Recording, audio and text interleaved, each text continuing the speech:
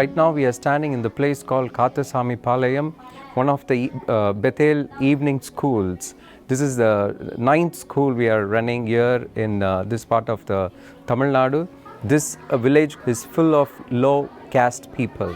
When I approached them and I asked them, can we have our school here? They said, oh, it's a blessing for us. Please have the school here. This is where we started the evening school. They opened the gate and they opened their area. You can see the open space here. This is where we started with. But since the number of children were growing, now we don't have enough of place here. So we have moved it into the house where you can see nearly about 30 children are getting education biblically and worldly.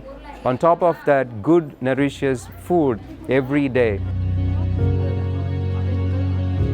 Some people may say, why do you have these evening schools and why are you so passionate and in love with these evening schools?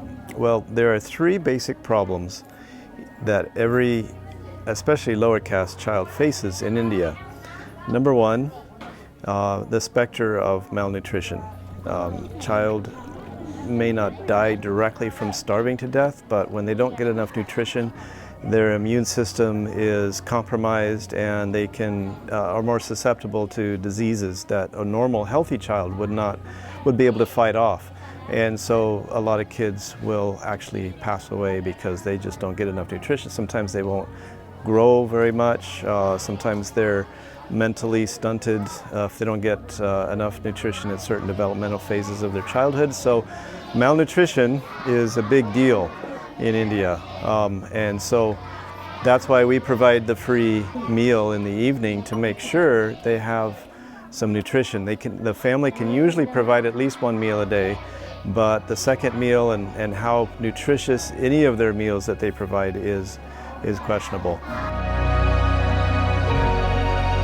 The second challenge that these kids have is because they're outcast or backwards caste or low caste, they have a hard time getting education. The government provides free education, but often when they go to school, the teacher will either not bother teaching them or not bother coming, or he will teach in a way that they don't learn, or he'll send them to the back of the class where they have a hard time learning. And so what started these evening schools was parents who were sleeping on the sidewalks because their houses had been washed away by the flood, and they didn't ask for new houses. They asked, can you please help educate our children?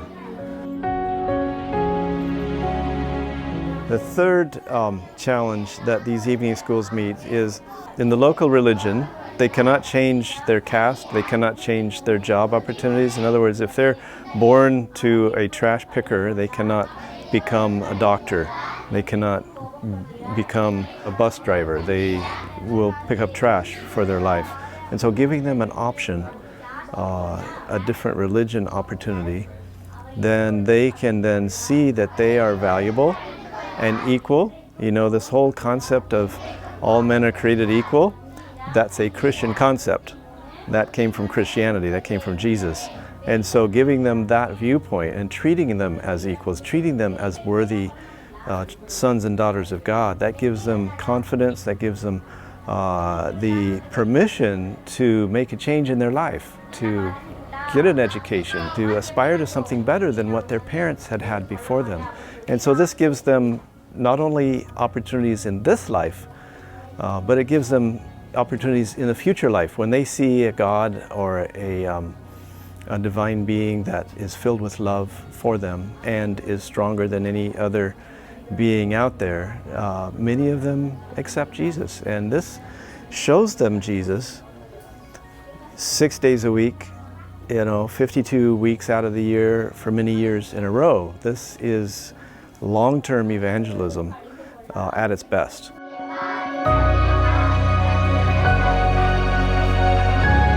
So that's why we're excited about these evening schools. They just accomplish so much with such a small amount of investment. So thank you for your support.